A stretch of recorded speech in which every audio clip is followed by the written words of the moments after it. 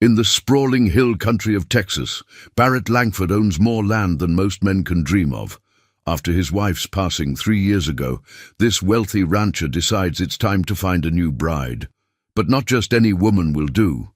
He wants perfection, a refined lady from good family, educated in all the proper ways, someone worthy of the Langford name and fortune.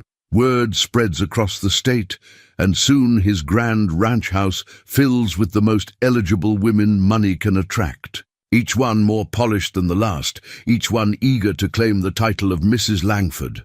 Meanwhile, Lena Reyes, the quiet maid who keeps his household running, watches this parade of suitors from the shadows. She tends to his horses, scrubs his floors, and dreams of nothing more than a small garden to call her own. But will Barrett discover that what makes a perfect wife has nothing to do with breeding or wealth? Before we jump back in, tell us where you're tuning in from. And if this story touches you, make sure you're subscribed, because tomorrow I've saved something extra special for you. The morning sun painted the Texas hill country in shades of gold and amber as Barrett Langford stood on the wide porch of his ranch house, coffee mug in hand, surveying the vast expanse of land that had been in his family for 4 generations. At 42, he carried himself with the quiet confidence of a man who had never wanted for anything. Yet his dark eyes held a melancholy that seemed to deepen with each passing season since Eleanor's death. The Langford Ranch stretched across 12,000 acres of rolling hills and fertile valleys, dotted with prize-winning cattle and thoroughbred horses that commanded respect at every auction from San Antonio to Fort Worth. The main house, a testament to Texas prosperity, rose from the landscape like something from a gentleman's magazine. White columns, wraparound porches, and windows that caught the light just so. Barrett's great-grandfather had built it with cattle money and determination, and each generation had added their own touches of refinement and comfort. But wealth, Barrett had learned the hard way, could not fill the empty spaces in a man's heart or warm a bed grown cold with loss. Eleanor had been everything a rancher's wife should be: gracious, beautiful, well-educated, and perfectly suited to entertain the wives of cattle barons and oil men who came calling. She had transformed their home into a showcase of elegance, where crystal chandeliers cast rainbows across polished hardwood floors and Persian rugs whispered beneath the feet of distinguished guests. Her portrait still hung above the marble fireplace in the parlor, capturing her gentle smile and the pearl necklace that had belonged to his grandmother. Now, 3 years after consumption had claimed her, Barrett found himself rattling around, in rooms that felt too large, too quiet, too filled with memories of what once was. The silence pressed against him during the long evenings when he sat in his study, reading the same page of a book 3 times without absorbing a single word. It was during one such evening, surrounded by leather-bound volumes and the weight of solitude, that Barrett had opened the Langford family Bible, a massive tome bound in cracked leather that chronicled 4 generations of births, deaths, and marriages. His finger traced the carefully penned entries: his great-grandfather's marriage to Martha in 1847, his grandfather's union with Catherine in 1875, his father's wedding to his mother in 1903, and finally, his own marriage to Eleanor in 1928. The pattern was clear. Each Langford man had chosen a wife of refinement, education, and proper breeding. Women who could manage a grand household, host important gatherings, and raise children who would honor the family name. It was tradition, expectation, and practical wisdom all rolled into one. A man of his standing required a partner who understood the responsibilities that came with wealth and position. This realization had crystallized his decision. He would remarry, but he would choose carefully, deliberately. He would find a woman who embodied all the qualities that made a proper rancher's wife, someone who could step into Eleanor's role with grace and dignity.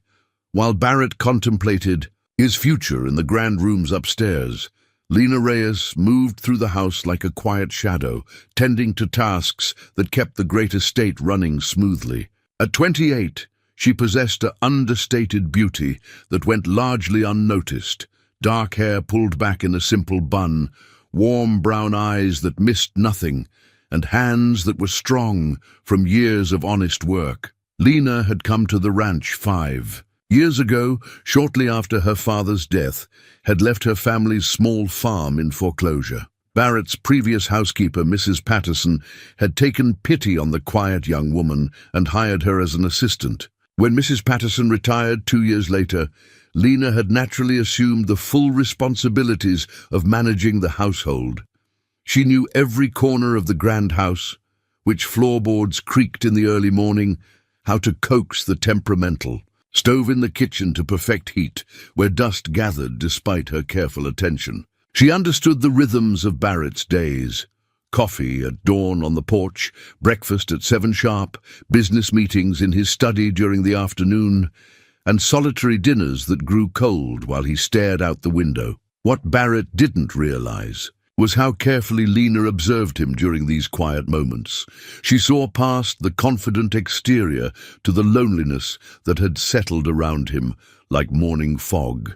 She noticed how his shoulders relaxed when he worked with the horses, how his face softened when he read letters from his sister in Dallas, how he sometimes stood at Eleanor's portrait for long minutes, lost in memories she couldn't fathom. Lena's own dreams were simple by comparison.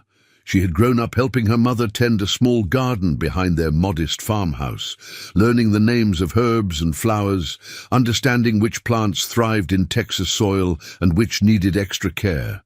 Even now, in her small room behind the kitchen, she kept a few potted plants on her windowsill. Nothing fancy, just cheerful marigolds and sturdy herbs that reminded her of home. Sometimes, during rare quiet moments, she allowed herself to imagine having a garden of her own someday. Not grand or elaborate, just a small patch of earth where she could plant vegetables and flowers, where she could kneel in the soil and feel connected to something growing and alive. It seemed an impossible dream for a woman in her position. But she treasured it nonetheless.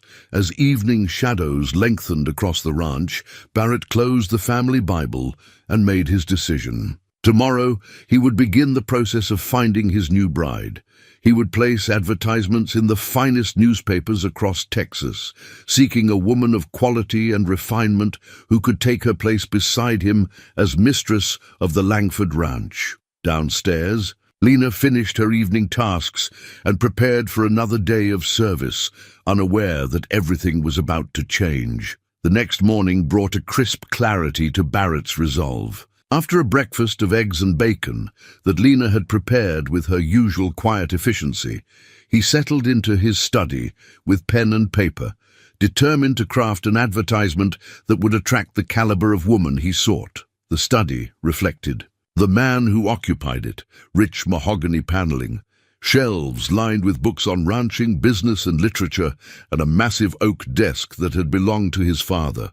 Sunlight streamed through tall windows, illuminating dust motes that danced in the air like tiny spirits. Barrett positioned himself at the desk, pulled out his finest stationery, and began to write. Prosperous rancher of excellent standing Sikhs. Refined lady of proper breeding for matrimony, he began, pausing to consider each word carefully. Must possess education, musical accomplishments, and social graces befitting the mistress of a grand estate. Preference given to candidates from established families with impeccable references, serious inquiries only. He added details about his holdings, the size of the ranch, the quality of his cattle, his standing in the community, painting a picture designed to attract women who understood the value of security and status. After several drafts, he was satisfied with the language. It was formal, dignified, and clear about his expectations. Barrett folded the advertisement carefully and sealed it in an envelope addressed to the Austin American Statesman, along with similar letters bound for newspapers in Dallas, Houston, and San Antonio. The finest families in Texas would read his proposition, and surely among them would be the woman destined to become the next Mrs. Langford. What he didn't notice was Lena entering the study to dust the bookshelves, moving with her characteristic silence as she tended to her tasks. She had perfected the art of being present but invisible, essential but unnoticed. It was a skill born of necessity. Servants who drew attention to themselves rarely kept their positions long. As Barrett gathered his correspondence and prepared to ride into town to post the letters, he left the final draft of his advertisement on the desk, weighted down by a crystal paperweight. Lena's eyes fell upon it as she reached to dust the surface, and despite herself, she found herself reading the carefully penned words. Each phrase struck her like a small blow. Refined lady of proper breeding. Musical accomplishments. Social graces. Established families. Every requirement seemed designed to exclude someone exactly like her, a woman whose family had lost their farm to creditors, whose education came from her mother's patient teaching rather than expensive schools, whose hands bore the calluses of honest work rather than the soft pallor of leisure. Lena's chest tightened as she absorbed the reality of Barrett's intentions. She had known, of course, that a man of his station would eventually remarry. She had even expected it, understanding her place in the natural order of things. But seeing his requirements spelled out so clearly, so completely opposite to everything she was, made her realize how foolish her quiet observations and growing feelings had been. She thought of the moments when their eyes had met briefly across a room, when she had caught him watching her tend to the horses with gentle hands, when she had imagined, just for a moment, that perhaps he saw her as more than simply the woman who kept his house clean and his meals prepared. Now she understood these moments for what they truly were, the romantic fantasies of a servant girl who had forgotten her place. With hands that trembled slightly, Lena carefully returned the advertisement to its exact position and continued her dusting. She moved through the familiar motions mechanically, her mind churning with emotions she couldn't fully name. Disappointment. Certainly, though she told herself she had no right to such feelings. Sadness for dreams she now recognized as impossible, and underneath it all, a deeper ache that felt suspiciously like heartbreak. Barrett returned from town that afternoon with a satisfied air, having posted his advertisements and spoken with several prominent citizens about his intentions. Word would spread quickly through the proper social circles, and he anticipated receiving responses within the week. Lena served his dinner with her usual efficiency, placing the perfectly prepared roast beef and potatoes before him with steady hands that betrayed none of her inner turmoil. Barrett barely glanced up from his evening newspaper, already absorbed in reading about cattle prices and railroad developments. "Excellent meal, as always," he commented absently, and Lena murmured her thanks before retreating to the kitchen to clean the dishes. As she stood at the sink, scrubbing plates in water that had grown cold, Lena made her own quiet resolution. She would continue to serve the Langford household with the same dedication she had always shown. She would help prepare for the arrival of Barrett's prospective brides, ensuring the house was perfect for their visits. And she would guard her foolish heart against any further romantic notions about her employer. After all, she was just the maid, and some dreams were simply too far above one's station to ever come true. Outside, the Texas stars began to appear. In the darkening sky, witnesses to both grand ambitions and humble heartbreak, unfolding beneath the same vast heavens. Within a week, Barrett's mailbox overflowed with responses. Elegant envelopes bearing the seals of prominent families arrived daily, each containing carefully worded letters of introduction, accompanied by portraits painted in oils or the latest photographic studies. Barrett spread them across his desk, like a general planning a campaign, studying each candidate with the methodical approach he applied to purchasing prize cattle. Miss Charlotte Pemberton of Dallas presented impressive credentials.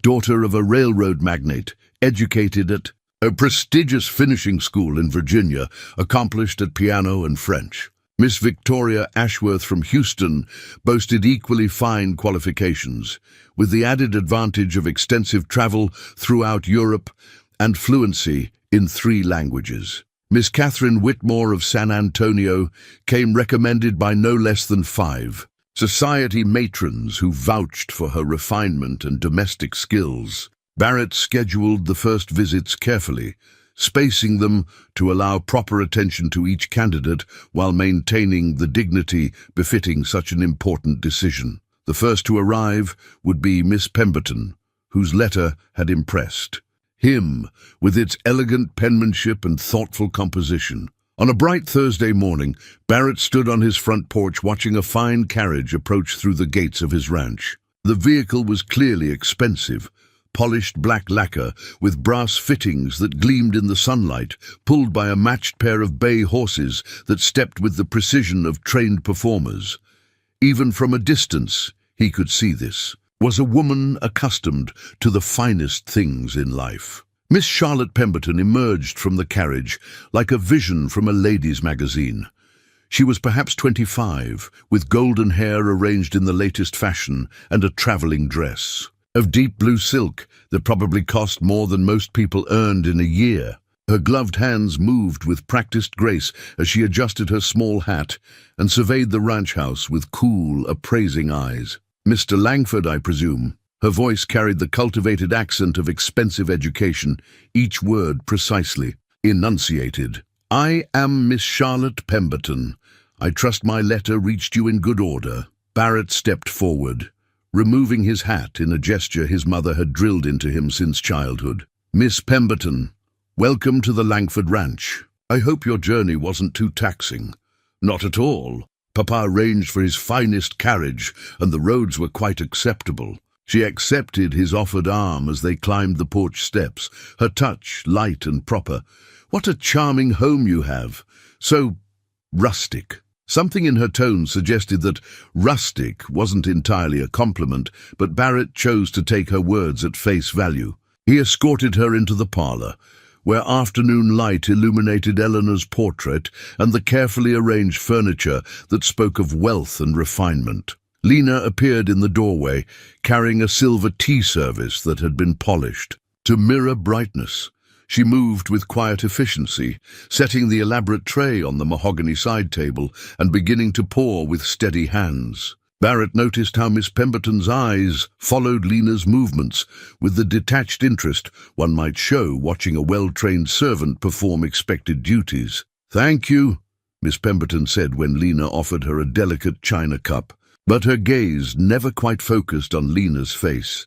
To her, the maid was simply part of the household furnishings, useful but unremarkable. As Lena bent to arrange the small silver spoons, her movement caused something to slip from her apron pocket, a small, embroidered handkerchief, simple but beautiful in its handmade perfection. Miss Pemberton's eyes immediately fixed on the dropped item with sharp attention. "Oh my," she said with a laugh that tinkled like expensive crystal.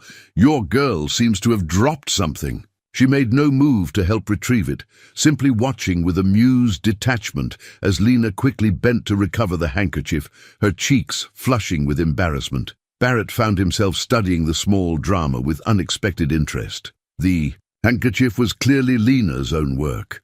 He could see the careful stitches, the modest but lovely pattern of wildflowers embroidered around the edges. It spoke of quiet hours spent creating something beautiful from simple materials, of skills, passed down from mother to daughter, of finding grace in small things. In contrast, Miss Pemberton pulled a silk handkerchief from her own reticule, shaking it out with a flourish that seemed designed to emphasize its obvious expense and elaborate lace edges.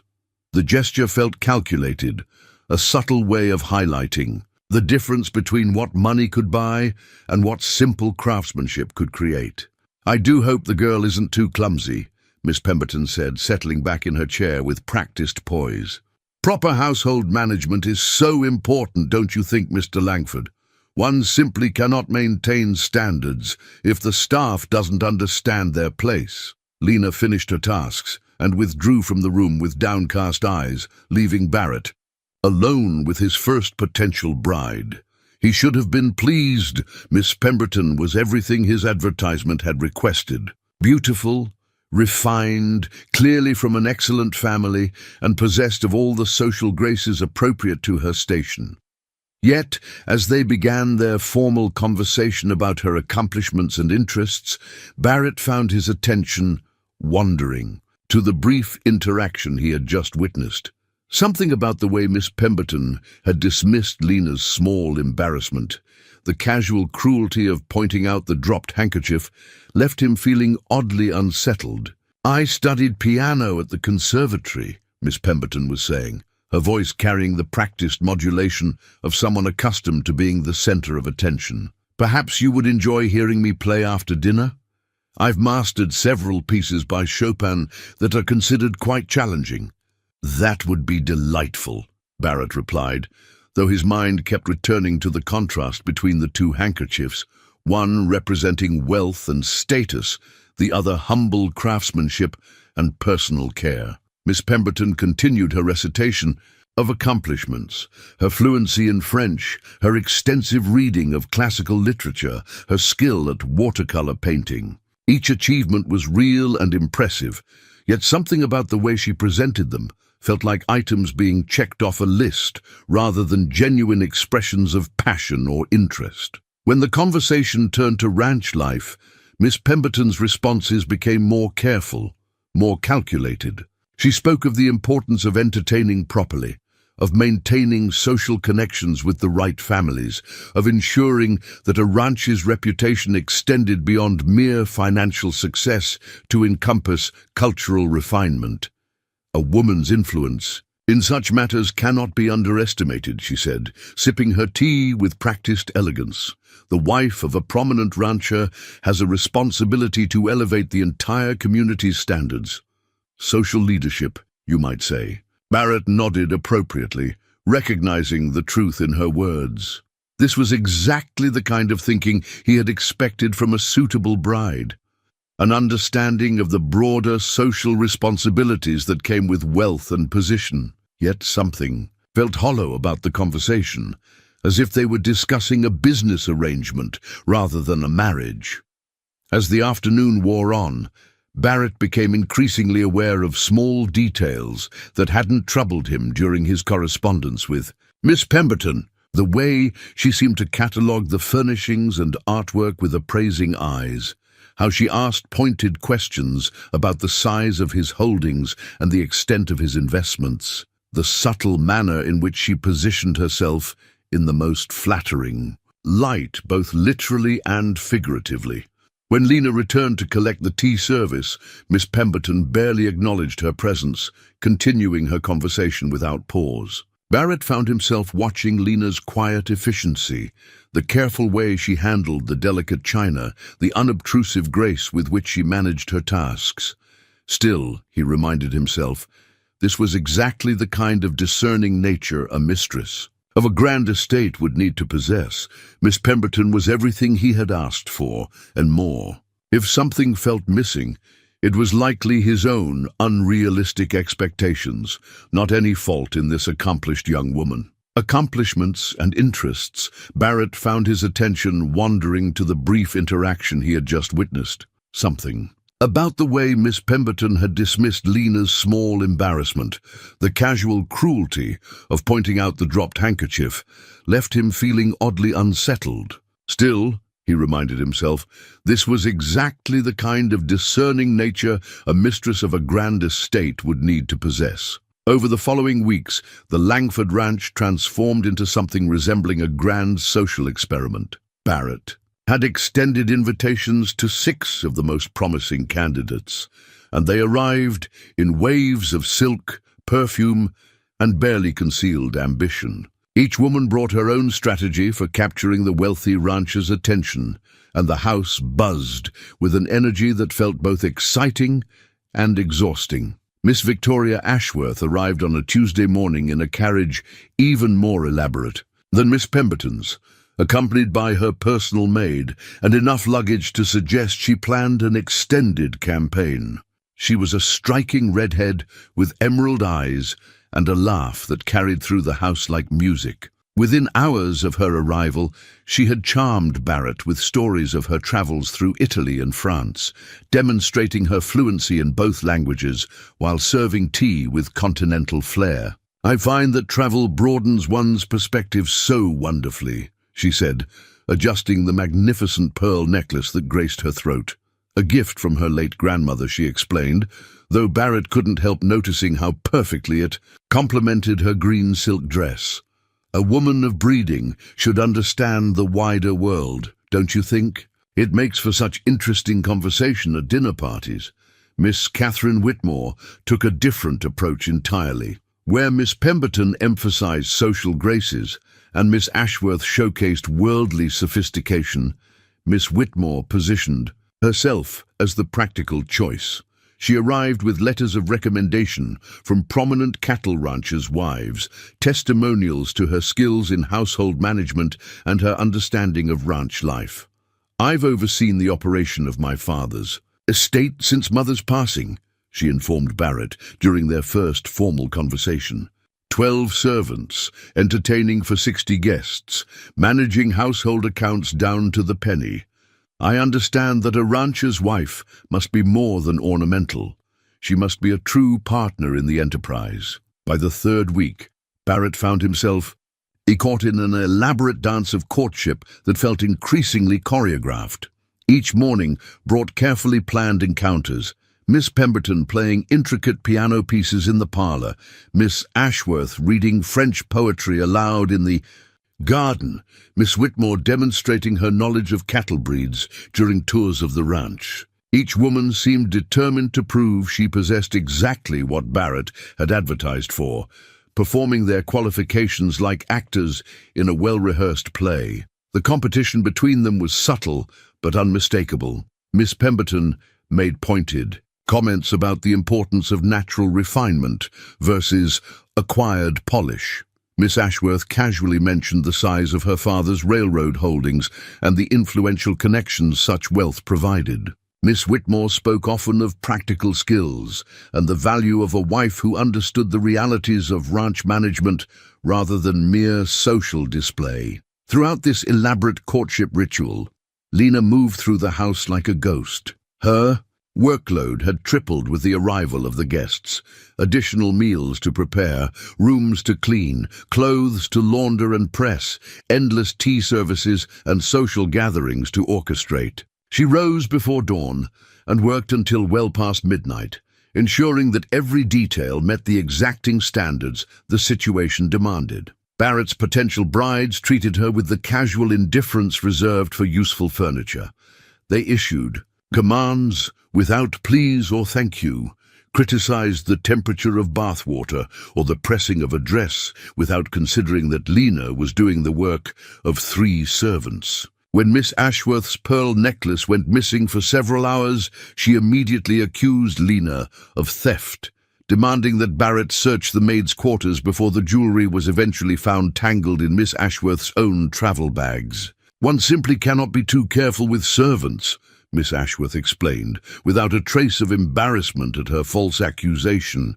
"They see such beautiful things daily, and temptation can be quite overwhelming for people of their background." Barrett had watched this exchange from his study doorway, feeling increasingly uncomfortable with what he witnessed. The pearl necklace incident was merely the most dramatic example of a pattern he was beginning to recognize. His potential bride seemed to view Lena not as a person deserving of basic courtesy, but as a convenient target for displaying their own superiority. Yet when he observed Lena during these trying moments, he saw something remarkable. Despite the constant pressure, the unfair accusations, and the overwhelming workload, she maintained her dignity and competence. She never responded with anger or defended herself beyond simple, truthful statements. Instead, she absorbed each slight with quiet grace, continuing to perform her duties with the same careful attention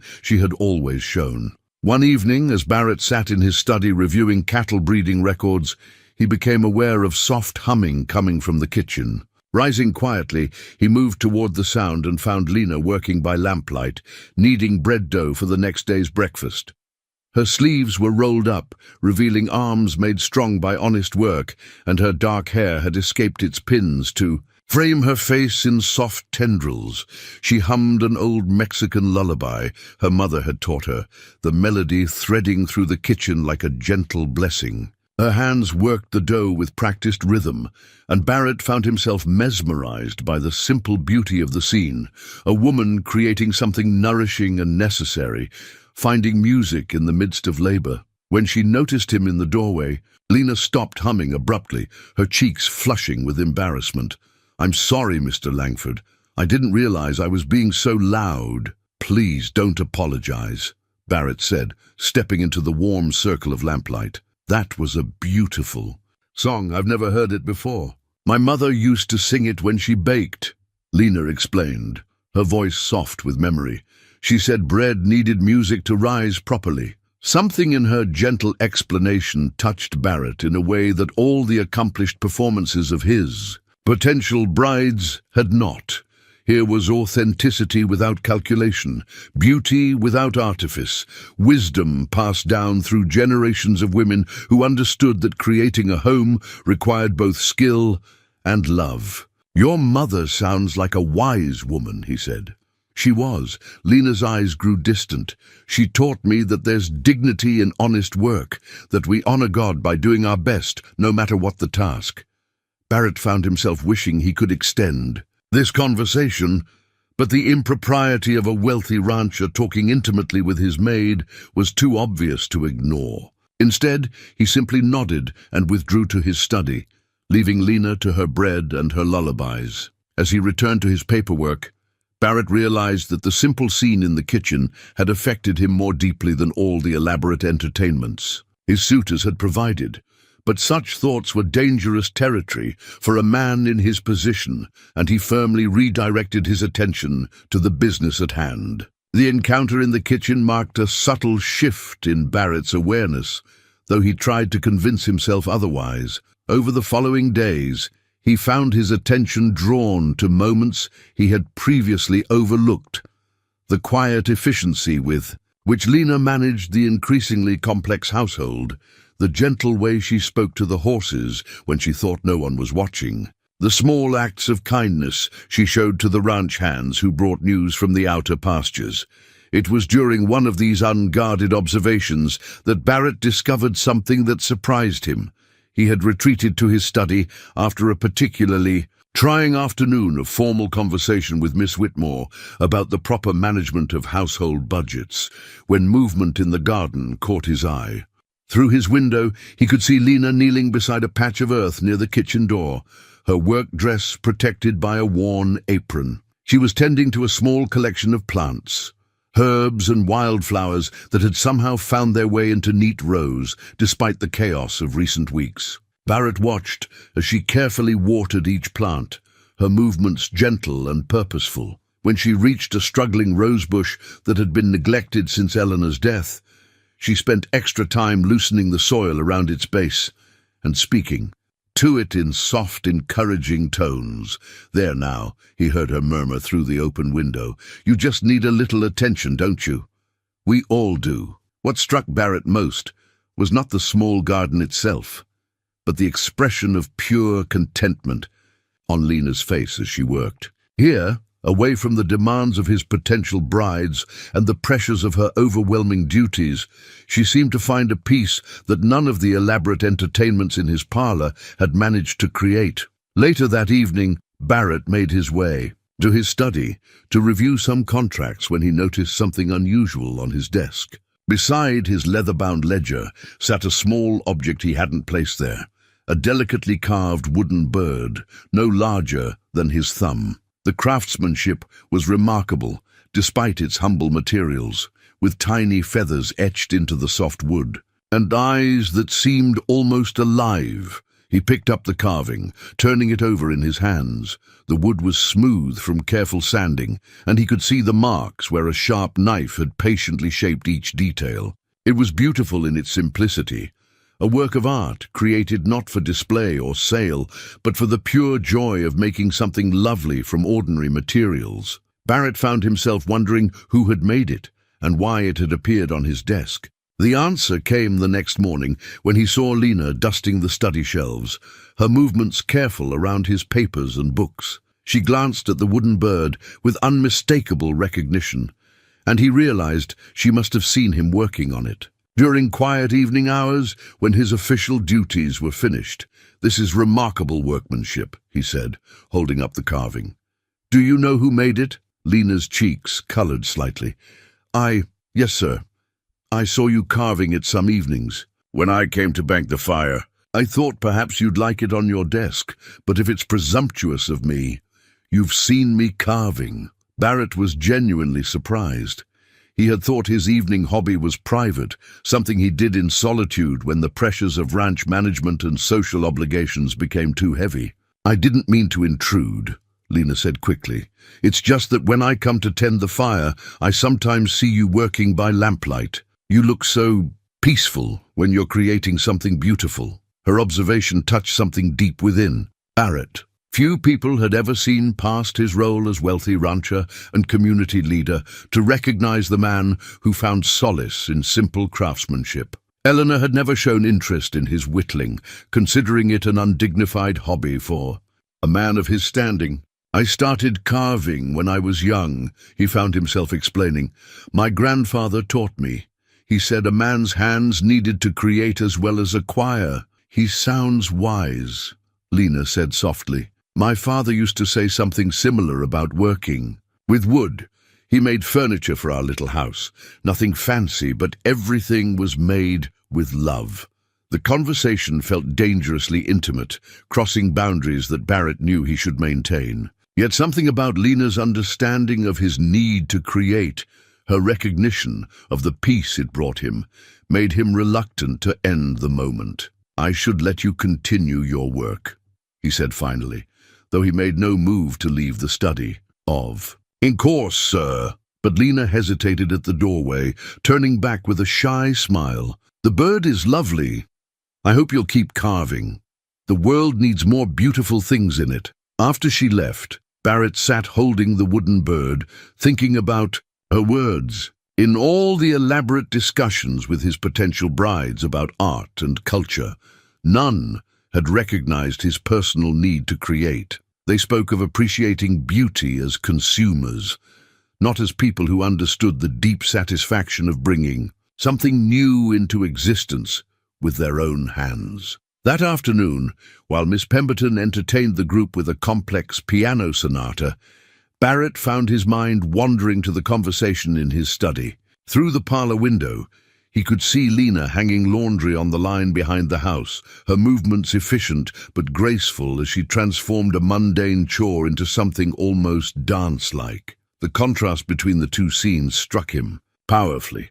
In the parlor, Miss Pemberton performed with technical perfection, her fingers flying over the keys in a display designed to impress and charm. Outside, Lena simply went about her work with natural grace, finding rhythm and beauty in necessity itself. Barrett realized he was seeing two very different approaches to living, one that sought to display accomplishment and refinement, another that found contentment in simple tasks well done. Both had their place in the world, but only one felt authentic to him. As the piano music swelled to its dramatic conclusion, Barrett applauded appropriately and offered the expected compliments. But his thoughts remained with the woman hanging clothes in the afternoon sunshine, who had seen something in his evening carving that spoke to her understanding of beauty and peace. The opportunity for a deeper conversation came unexpectedly. On a Thursday afternoon, when Barrett's potential brides had departed for a shopping expedition to the nearest town, Miss Pemberton had organized the outing with military precision, declaring that they simply must visit the local dressmaker and milliner to ensure their wardrobes remained appropriate for ranch social life. Barrett had politely declined their invitation to escort them, claiming pressing business matters that required his attention. In truth, he welcomed the temporary respite from the constant performance of courtship. The house felt different without the rustle of silk skirts and the carefully modulated conversations designed to showcase each woman's particular accomplishments. For the first time in weeks, Barrett could hear the natural sounds of his ranch. Cattle lowing in distant pastures, horses nickering in the corral, the gentle creak of the windmill that pumped water from the deep well his grandfather had dug. He found himself drawn to the small garden where he had observed Lena working.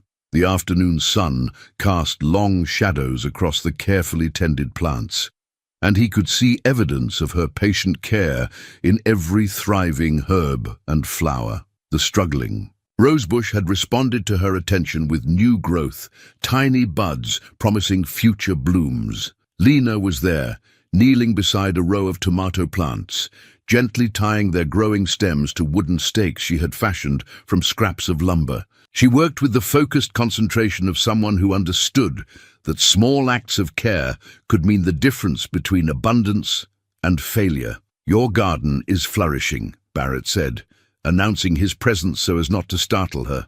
Lena looked up, shading her eyes against the afternoon light. "Mr. Langford, I hope you don't mind that I planted here. Mrs. Patterson said it would be acceptable, but if you'd prefer, I move it." "Not at all," Barrett said quickly.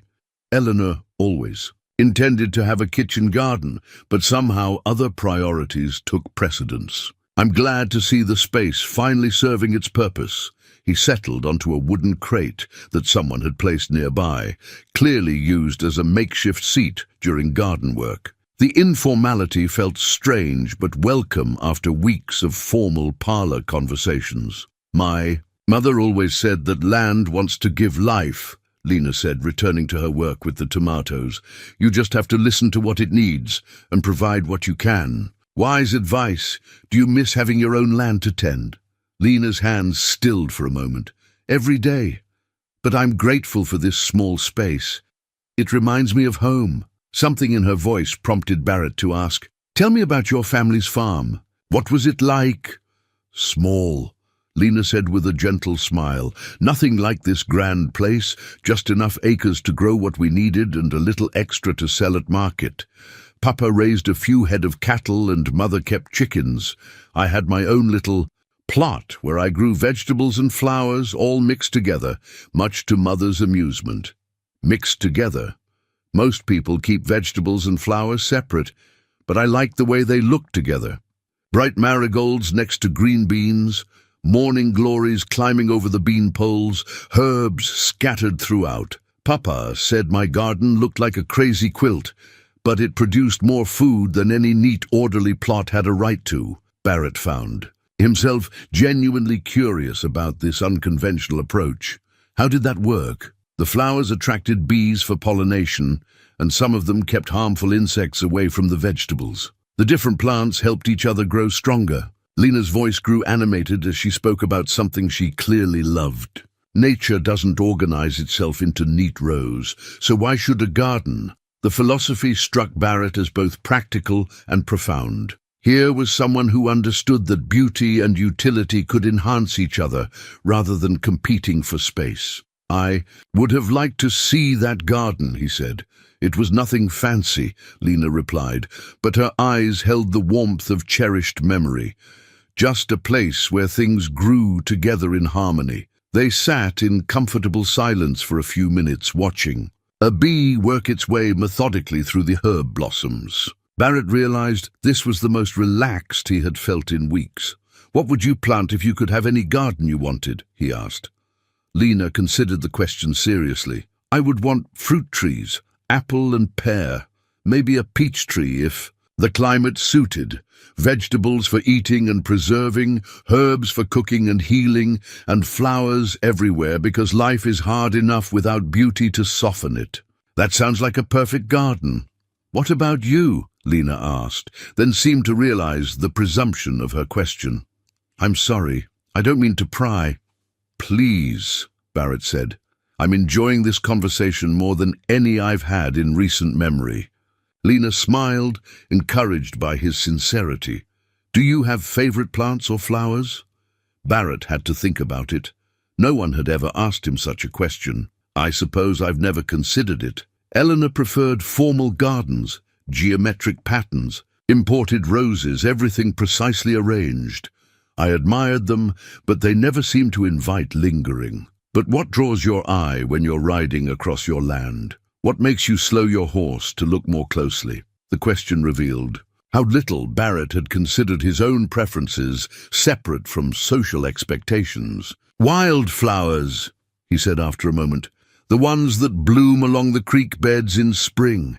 Indian paintbrush and blue bonnets and little white flowers whose names I don't know." "Mexican buckeye," Lena said with obvious pleasure. "The white ones, with the sweet fragrance. They bloom early, before the heat sets in. You know them? I love those creek-bottom meadows. Sometimes in early morning when my chores allow, I walk down there just to see what's blooming. It's like having a conversation with the land itself." Barrett understood exactly what she meant, though he had never heard the feeling expressed so clearly. Those solitary morning rides had always been his most peaceful times, moments when he felt connected to something larger than business ledgers and social obligations. "Perhaps you could show me your favorite spots sometime," he found himself saying, then immediately wondered at his boldness. "I would like that," Lena said simply, her honesty matching his own. A breeze stirred through the garden, carrying the scent of herbs and the distant sound of the returning carriages. The spell of the afternoon was breaking, and both of them seemed to recognize that their informal conversation would soon give way to the formal requirements of Barrett's courtship. "I should prepare refreshments for the ladies," Lena said, rising gracefully from her kneeling position. "Of course." Barrett stood as well, reluctant to end the encounter but knowing propriety demanded it. As Lena gathered her gardening tools, and Barrett noticed she handled each implement with the same care she gave to everything else, cleaning the dirt from the small spade, coiling the twine neatly, ensuring everything was properly maintained for future use. "Thank you for sharing your garden wisdom," he said. "I'll look at wildflowers differently now."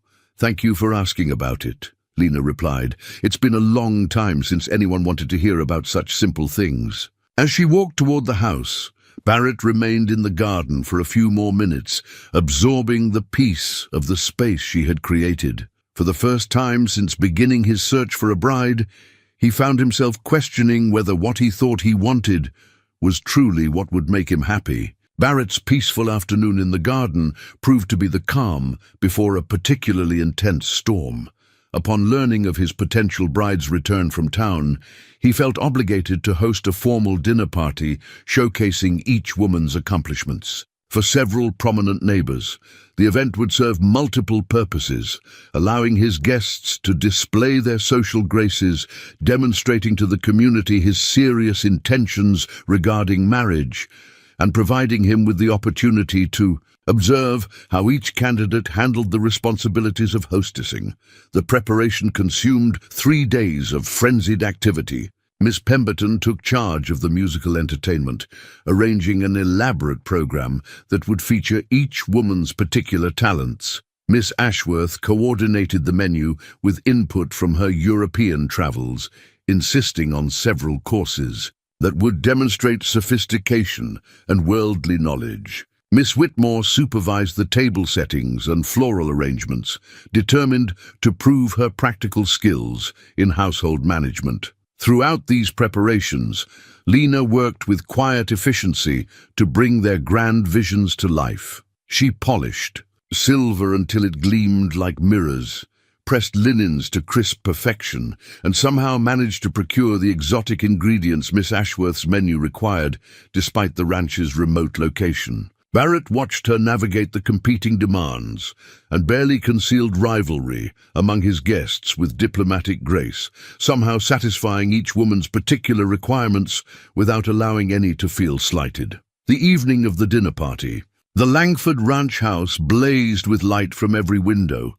Crystal chandeliers cast rainbows across the polished floors, and arrangements of roses from the formal garden filled the air with heavy perfume. Barrett's guests had spared no expense in their attire. Miss Pemberton wore a gown of midnight blue silk that complemented her sapphire jewelry. Miss Ashworth appeared in emerald green that matched her eyes and enhanced her magnificent pearls, while Miss Whitmore chose understated elegance in ivory with tasteful gold accessories. The dinner began with apparent success. Conversation flowed smoothly around topics designed to showcase each woman's education and refinement. Miss Pemberton discussed recent developments in classical music with the banker's wife. Miss Ashworth regaled the cattle baron's daughter with stories of Parisian fashion. Miss Whitmore engaged the railroad executive's spouse in practical matters of household economy and social responsibility. Barrett played his role as gracious host, ensuring that wine glasses remained filled and conversation never lagged. Yet he found himself increasingly aware of the performance aspect of the evening.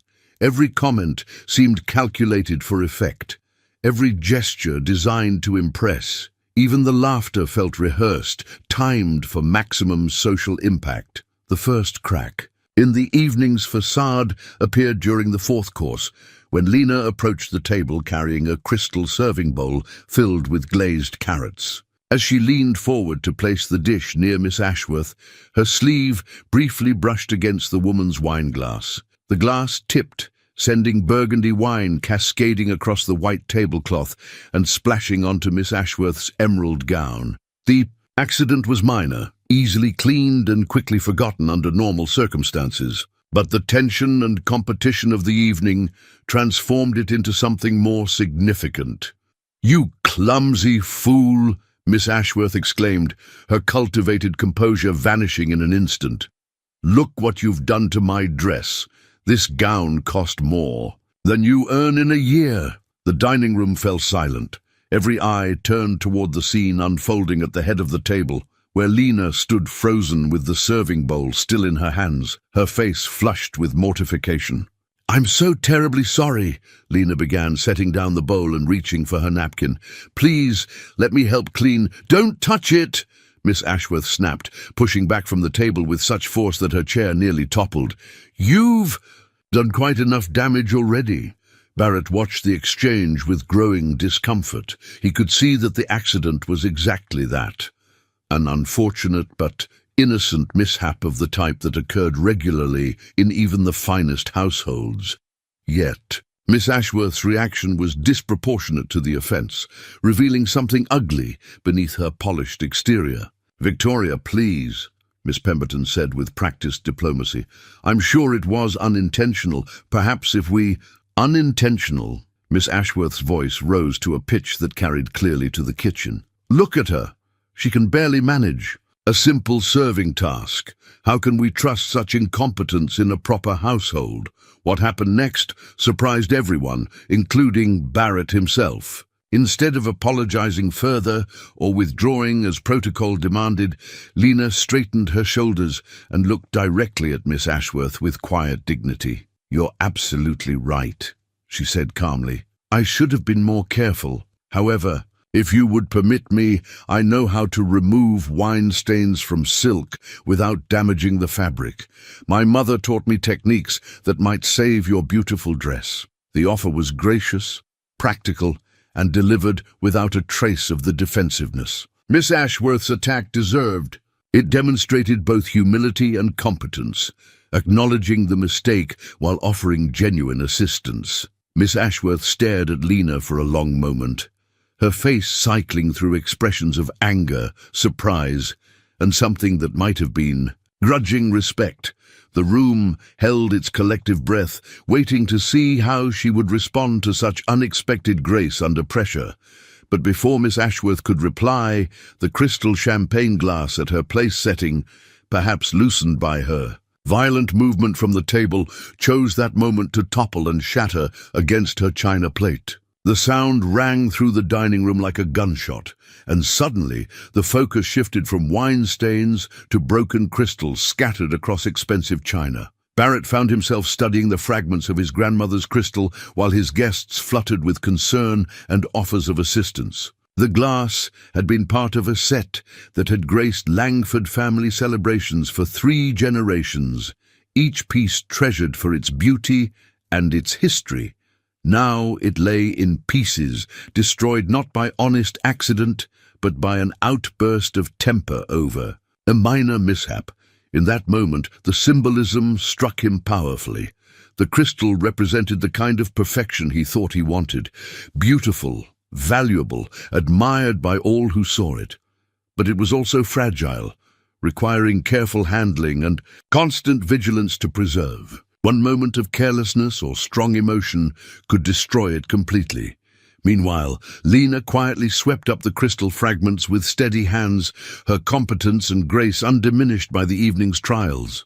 She had been attacked unfairly, humiliated in front of prominent guests, yet she continued to serve with dignity and skill.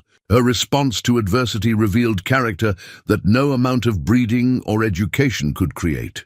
As the evening finally drew to a close and his guests departed with elaborate thanks and promises of reciprocal invitations, Barrett found himself alone in his study with a tumbler of whiskey and a head full of contradictory thoughts. The dinner had been a social success by every conventional measure, yet it had left him feeling more confused about his choice of bride than ever before. The broken crystal sat on his desk, gathered carefully by Lena, despite his protests that he would handle it himself. Looking at the fragments in the lamplight, Barrett began to understand that what he had mistaken for perfection might actually be a beautiful but ultimately fragile illusion. The grandfather clock in the hallway struck midnight as Barrett finally abandoned his attempt to sleep.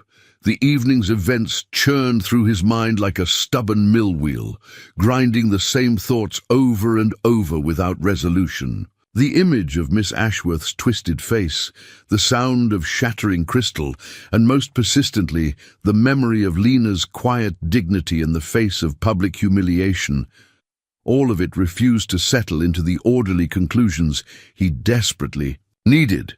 He pulled on his robe and padded barefoot down the carpeted stairs, seeking the solitude of his study, where he might finally organize his thoughts into some semblance of clarity. But as he passed the kitchen, the warm glow of lamplight stopped him short. Someone was awake, moving about in the soft circle of illumination. Lena stood at the large wooden table in the center of the kitchen, her dark hair loose around her shoulders, and her work dress replaced by a simple white nightgown covered with a worn shawl. Her hands worked steadily in a large mixing bowl, and the rich scent of yeast and flour filled the air with promises of morning bread. "I'm sorry," Barrett said quietly from the doorway. "I didn't mean to disturb you." Lena looked up with startled eyes, her cheeks flushing at being discovered in such informal attire. "Mr. Langford, I should be the one apologizing. I know it's quite late, but after this evening, I found I couldn't sleep and tomorrow's bread won't bake itself. Please, don't let me interrupt your work." Barrett stepped into the kitchens, warmth drawn by something he couldn't quite name. "I couldn't sleep either." They stood in awkward silence for a moment, the social conventions that normally governed their interactions rendered useless by the intimate hour and informal setting. Lena returned to her kneading with slightly self-conscious movements, while Barrett found himself genuinely fascinated by the process. "My mother used to bake bread at night when she was troubled," Lena said softly, her hands finding their rhythm. Again, she said the work calmed her mind and the rising dough gave her hope for tomorrow. "Wise woman," Barrett said, settling onto a wooden stool near the table. "What troubles keep you awake tonight?" Lena's hands paused in their work. "I fear I embarrassed you this evening, in front of your guests and the ladies who might become your wife. I should have been more careful." "The accident wasn't your fault," Barrett said firmly. "Anyone could have bumped that glass." "But I did bump it, and Miss Ashworth was right. I am clumsy sometimes when I'm tired. The past weeks have been—" She trailed off, clearly reluctant to complain about her increased workload. "Exhausting?" Barrett supplied. "I've watched you manage 3 times your normal duties without a word of complaint. If anyone should apologize, it's me for not hiring additional help." Lena looked up in surprise. "You noticed." "I notice more than you might think." The admission came out more intimate than Barrett had intended, but the hour and the setting seemed to demand honesty. "I've seen how hard you work, how graciously you handle every impossible request. What happened tonight only proved your character, not your incompetence." The dough in Lena's hands had reached perfect smoothness, but she continued kneading, as if the motion itself provided comfort. Miss Ashworth was angry, and rightfully so. That dress was beautiful. Miss Ashworth's dress can be cleaned or replaced, Barrett said. Her behavior, on the other hand, revealed something that can't be so easily mended. Lena shaped the dough into a smooth ball and placed it in a greased bowl, covering it with a clean cloth.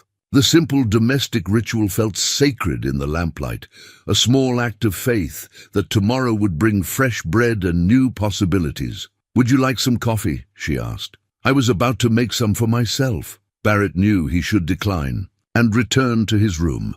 The impropriety of sharing midnight coffee with his maid would scandalize any of the society matrons who had dined at his table earlier.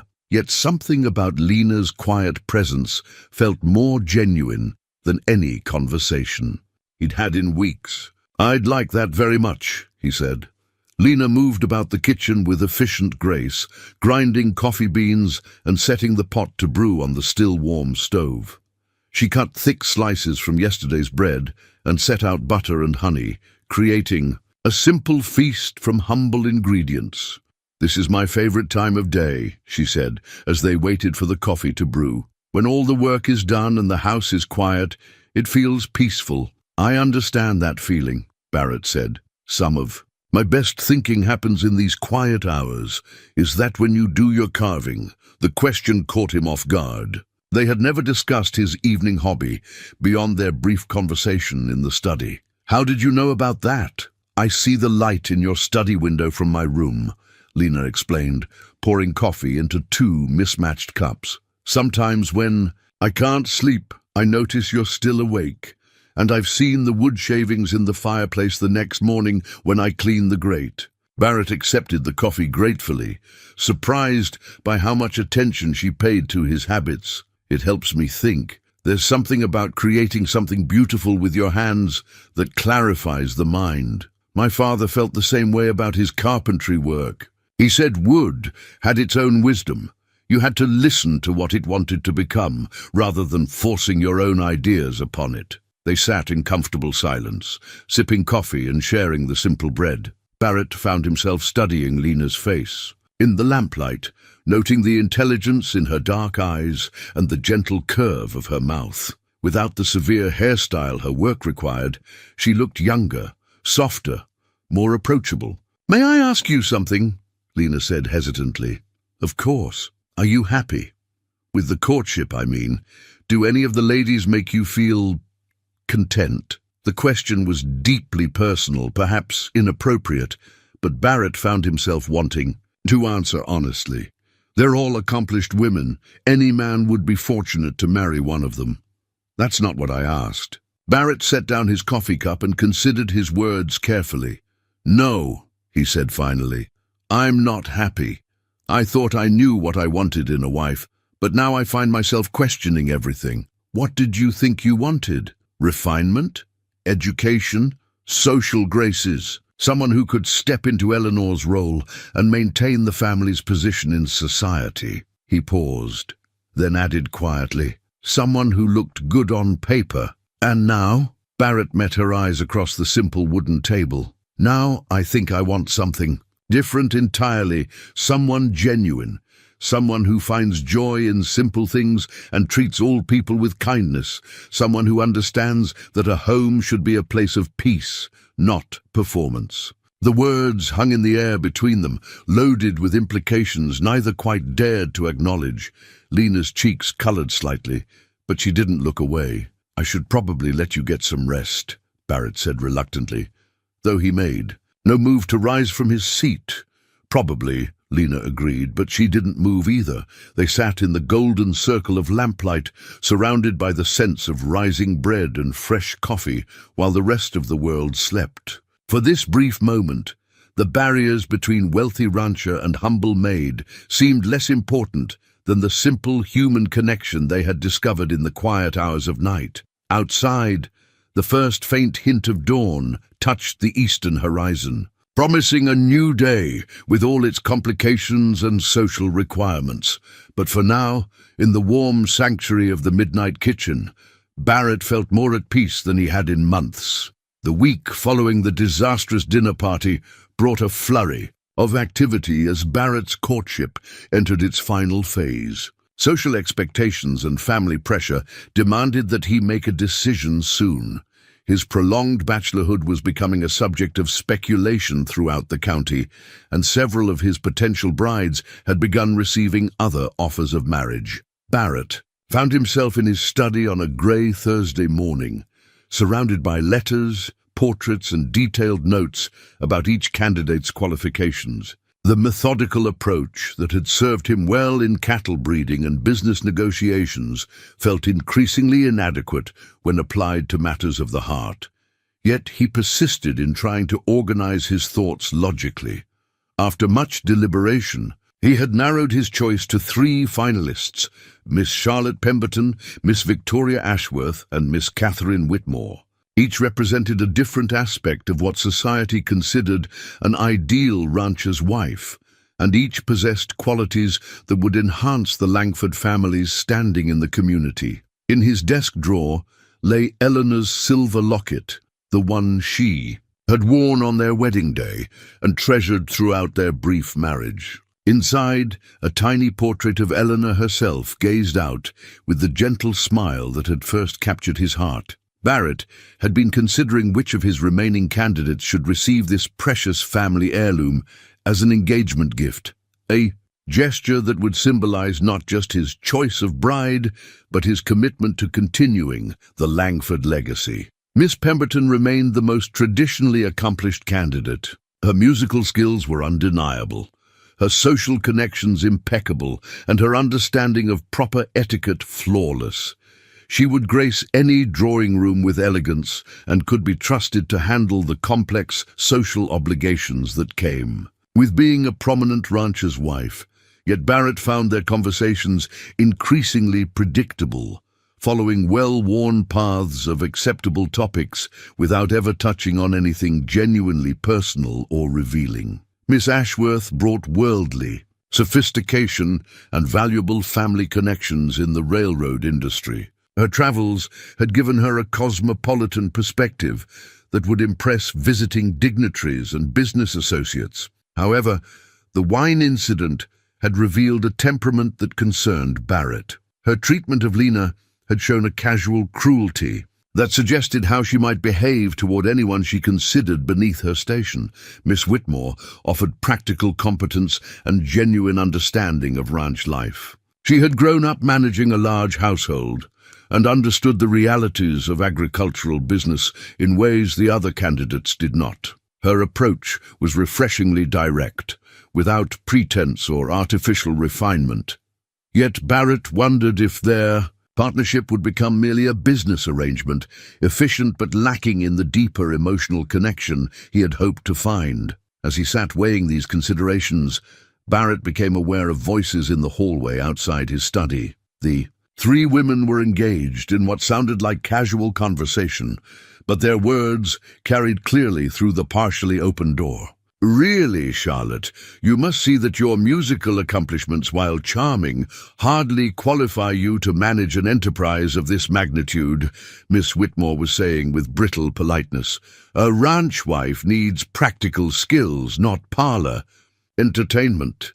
"How quaint that you should think management ability supersedes breeding and refinement," Miss Pemberton replied coolly.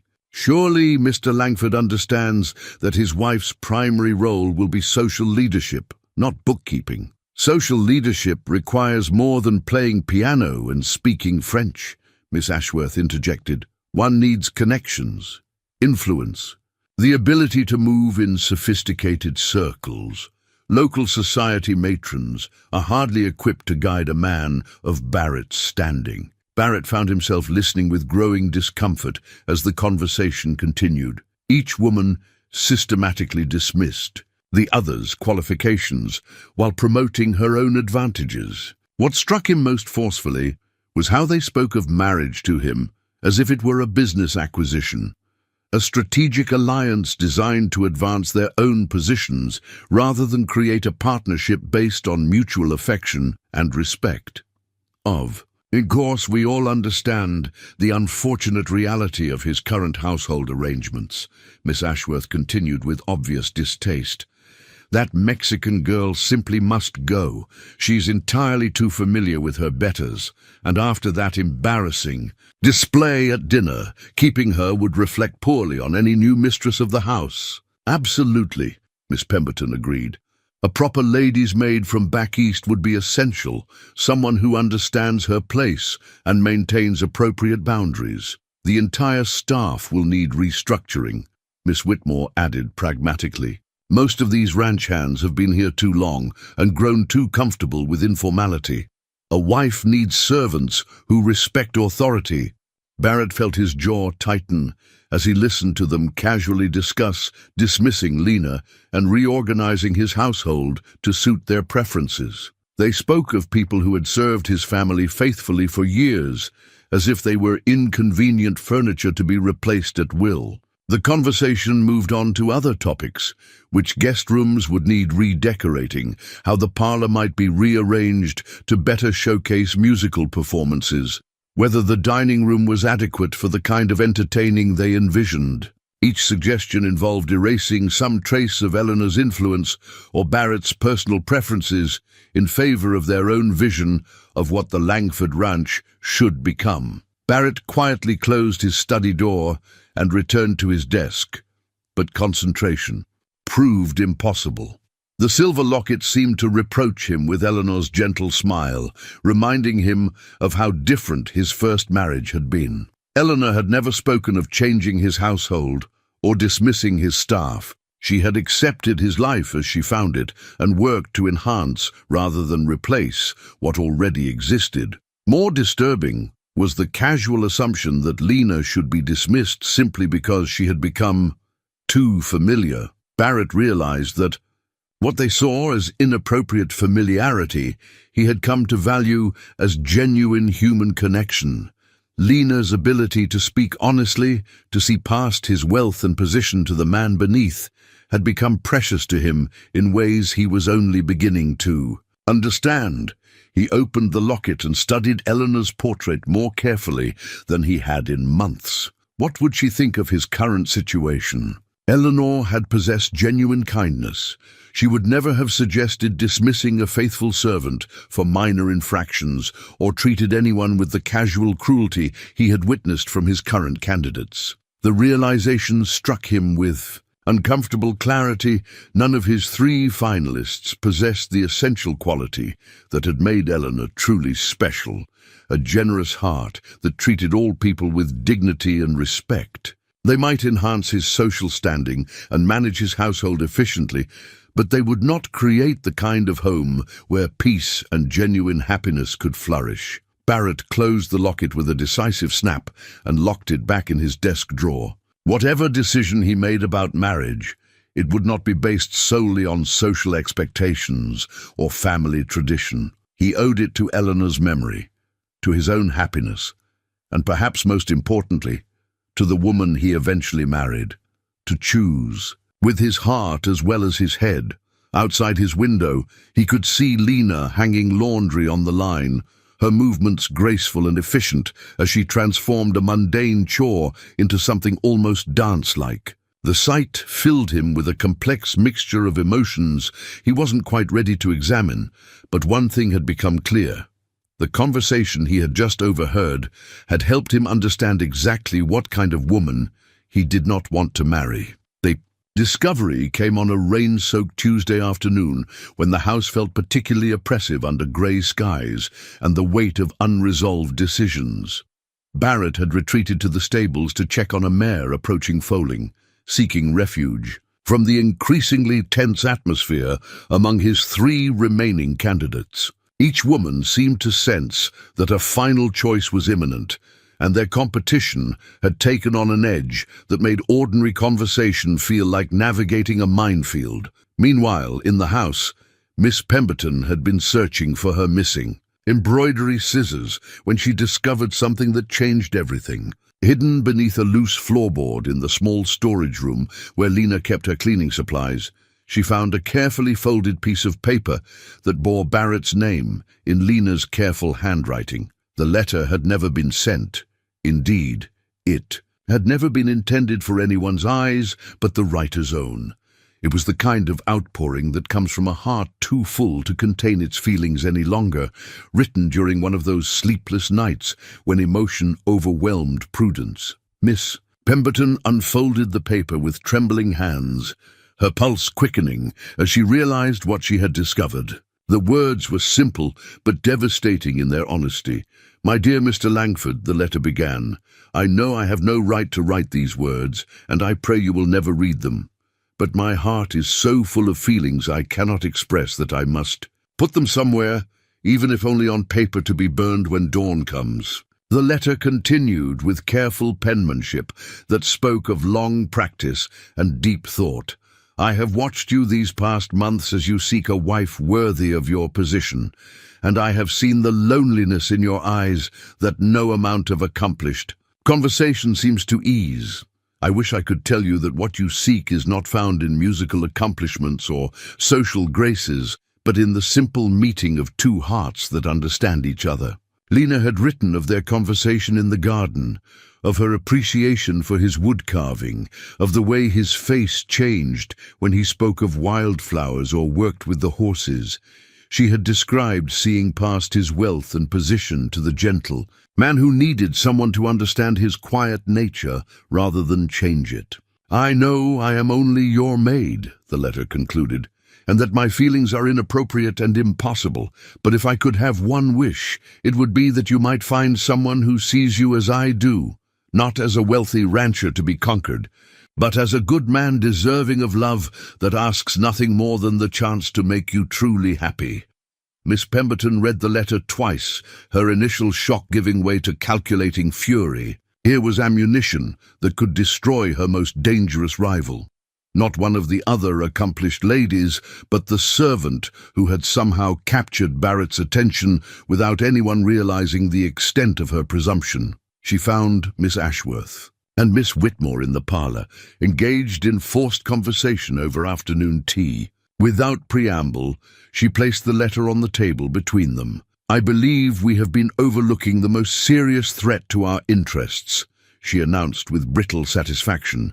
Both women read the letter in silence, their expressions shifting from confusion to outrage to cold determination. Miss Ashworth spoke first, her voice tight with indignation. The audacity of that girl! To harbor such inappropriate feelings for her employer, it's utterly scandalous. Barrett must be told immediately. More than told, Miss Whitmore added grimly. She must be dismissed at once, with no references and no consideration for her future prospects. This kind of behavior cannot be tolerated. Miss Pemberton retrieved the letter and folded it carefully. "We must handle this delicately.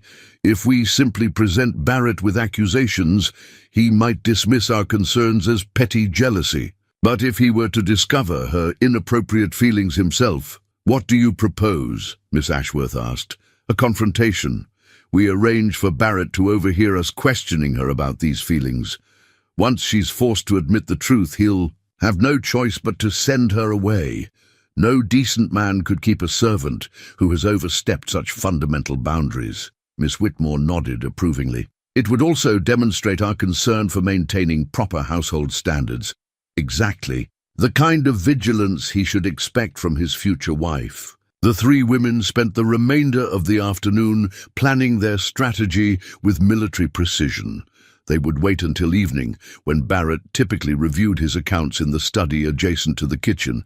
Then they would corner Lena during her dinner preparations, ostensibly to discuss household arrangements, but actually to force an admission of her feelings within Barrett's hearing. What they failed to consider was how their plan might reveal as much about their own characters as about Lena's supposed transgression. Their eagerness to destroy a defenseless servant, their casual assumption that Barrett would automatically take their side, and their willingness to use discovery of private emotions as a weapon, all spoke to a fundamental lack of compassion that might give pause to any thoughtful observer. As evening approached and rain continued to drum against the windows, the three women prepared for their confrontation with the confidence of those who believed righteousness was on their side. They had found the perfect weapon to eliminate their most dangerous rival. Not another lady of breeding and accomplishment, but a simple servant whose only crime was loving someone far above her station. Lena, busy in the kitchen preparing dinner, and unaware that her most private thoughts had been discovered, hummed softly as she worked. She had no idea that the letter she had written in a moment of emotional vulnerability, the letter she had hidden away and forgotten, was about to destroy not only her position, but potentially her entire future. The storm outside intensified as evening fell, but the real tempest was brewing within the walls of the Langford ranch house, where three determined women prepared to use love as a weapon and private emotions as ammunition in their war for social advancement. In his study, Barrett worked over his ledgers, unaware that his careful consideration of marriage candidates was about to be overtaken by events that would force him to confront not only what he wanted in a wife, but what kind of man he truly was. The confrontation unfolded exactly as the three women had planned. With one crucial exception, they had underestimated both Barrett's capacity for observation and his growing awareness of their true natures. Barrett sat at his desk reviewing cattle breeding records when he heard the sound of multiple footsteps approaching the kitchen. The voices that followed were pitched just loud enough to carry clearly through the thin wall between his study and the cooking area, a volume that suggested calculation rather than natural conversation. "Lena," Miss Pemberton's voice rang out with artificial sweetness, "we need to discuss some household arrangements for the future." "Of course, Miss Pemberton," came Lena's polite reply. "How may I help you?" Barrett set down his pen. Something in the tone of the exchange alerting him to pay attention. Through the partially open door of his study, he could see into the kitchen, where the four women had arranged themselves in what looked distinctly like a tribunal. Miss Ashworth stepped forward, producing the folded letter with theatrical flourish. "We found this hidden in your quarters and, frankly, were shocked by its contents." Barrett watched Lena's face drain of color as she recognized the paper. Her eyes darted between the three accusers, and he could see the exact moment she realized the trap that had been laid for her. "That was private," Lena said quietly, her voice barely audible from where Barrett sat. "You had no right—" "No right?" Miss Whitmore interrupted sharply, pulling a riding crop from behind her back, a symbol of the class distinctions she was determined to enforce. "We have every right to be concerned about inappropriate behavior in this household. Do you realize what you've written here?" Miss Pemberton unfolded the letter and began reading selected passages aloud, her voice carrying clearly to Barrett's hiding place. "I have watched you these past months. I wish I could tell you that what you seek is not found in musical accomplishments. If I could have one wish, it would be that you might find someone who sees you as I do." Each quoted phrase fell like a physical blow. Barrett felt his chest tighten as he heard his own private moments with Lena exposed and twisted into evidence of impropriety. The garden conversation, their shared appreciation for simple beauty, the midnight encounter in the kitchen, all of it reduced to fodder for public humiliation. "How dare you harbor such inappropriate feelings for your employer?" Miss Ashworth demanded, brandishing the riding crop like a weapon. "Don't you understand your place in this household?" Lena stood perfectly still, her hands clasped in front of her apron, her eyes fixed on the floor. When she spoke, her voice was steady, despite the tremor Barrett could hear underneath. "I understand my place perfectly, Miss Ashworth. I also understand that feelings cannot always be controlled, only actions. I have never acted inappropriately toward Mr. Langford, nor would I ever presume to do so. Writing love letters isn't acting inappropriately," Miss Whitmore snapped. "I wrote no love letter," Lena replied with quiet dignity. "I wrote private thoughts that were never intended for anyone's eyes. thoughts that I kept to myself precisely because I understood they were inappropriate to express. Barrett found himself leaning forward, struck by the crucial distinction Lena had drawn. She had not pursued him or attempted to use her position for personal gain. Instead, she had recognized the impossibility of her feelings and kept them private, harming no one. Miss Pemberton moved closer to Lena, her voice dropping to a more intimate register that somehow made her words more cruel. "You must see how impossible your situation has become. Mr. Langford cannot keep a servant who harbors romantic delusions about her employer. It would be scandalous." "What I think," Miss Ashworth added with cold satisfaction, "is that you should pack your belongings tonight and leave first thing in the morning. Without references, of course. No respectable household would want a servant who doesn't understand proper boundaries." Barrett watched Lena absorb this pronouncement with the same quiet grace she had shown throughout the ordeal. She didn't protest. The unfairness of being punished for private thoughts didn't point out that they had violated her privacy by searching her quarters and reading her personal writings. Instead, she simply nodded. "If that is what you believe best," she said softly. "I will, of course, complete tonight's dinner service before I go." The dignity of her response seemed to frustrate her accusers, who had clearly expected tears, protests, or some other reaction they could use to further justify their cruelty. "See that you do," Miss Whitmore said, raising the riding crop slightly. "And don't think to appeal to Mr. Langford's sympathy. Any decent man would be horrified to learn of your presumption."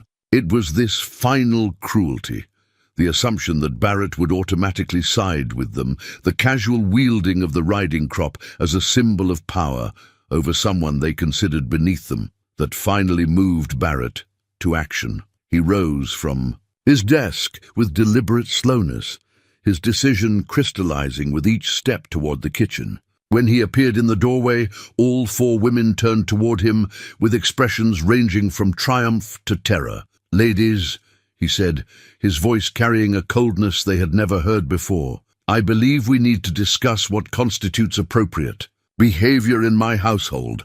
The silence that followed was deafening. Miss Pemberton still held the letter in her hands, Miss Ashworth gripped the riding crop with white knuckles, and Miss Whitmore's mouth opened and closed without sound. Only Lena remained composed, though Barrett could see the resignation in her eyes as she prepared for her final dismissal. But Barrett's next words surprised everyone, including himself. "Miss Pemberton, Miss Ashworth, Miss Whitmore, I believe your carriages can be prepared within the hour. Your courtship of me is concluded." The shocked gasps from his three former suitors filled the kitchen, but Barrett's attention was focused entirely on Lena, whose eyes had widened with something that might have been hope. "As for you, Miss Reyes," he continued, his voice gentling, "I believe we have matters to discuss, but not tonight, and certainly not in front of an audience that has already shown such poor judgment." The riding crop fell from Miss Ashworth's nerveless fingers, clattering against the kitchen floor, a symbol of artificial authority finally fallen to earth. Lena's response did not come immediately. She stood in her small room, Barrett's proposal hanging in the air between them like something too precious and fragile to touch. Her hands remained in his, but her eyes searched his face as if trying to determine whether this moment was real or simply another dream that would dissolve with morning light. "You're asking me to marry you," she said slowly, as if testing the words to see if they would hold their meaning. "I am," Barrett confirmed, his voice steady despite the racing of his heart. "Though I realize I'm doing it in perhaps the most unromantic circumstances possible, in a maid's quarters after a thoroughly disastrous evening." A small smile touched the corners of Lena's mouth. "I don't think I could have imagined it any other way. Grand gestures and formal parlor proposals seem to belong to a different world entirely." "The world I thought I wanted," Barrett agreed, "but not the world I actually need." Lena gently extracted her hands from his and moved to her small window, looking out at the garden that had become her sanctuary. Barrett waited, understanding that she needed time to process Not just his proposal, but the complete upheaval of everything she had believed about her place in the world. "Do you understand what you're asking?" she said finally, her voice thoughtful rather than emotional. "It's not just about us, Barrett. Your family has expectations, traditions going back generations. The community sees you in a certain way. Marriage to your maid would be scandalous," Barrett supplied. "Certainly, socially ruinous, possibly. The best decision I've ever made?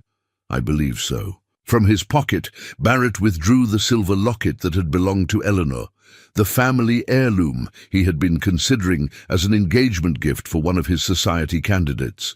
But now, as he looked at it in the lamplight of Lena's simple, a room, it seemed to represent something entirely different. "This was Eleanor's," he said, opening the locket to reveal the tiny portrait inside. "I had planned to give it to my new bride as a symbol of continuing the Langford family traditions." Lena turned from the window, her eyes focusing on the delicate piece of jewelry with its precious cargo of memory. "But I realize now that the most important Langford tradition isn't about maintaining social position," Barrett continued. "It's about choosing love over convenience, authenticity over appearance. My great-grandfather chose my great-grandmother, not because she came from a prominent family, she didn't, but because she was willing to build something meaningful with him in the middle of nowhere. They created this ranch together through shared work and mutual respect." He closed the locket and set it on Lena's small table beside her work gloves, two artifacts representing vastly different approaches to life and love.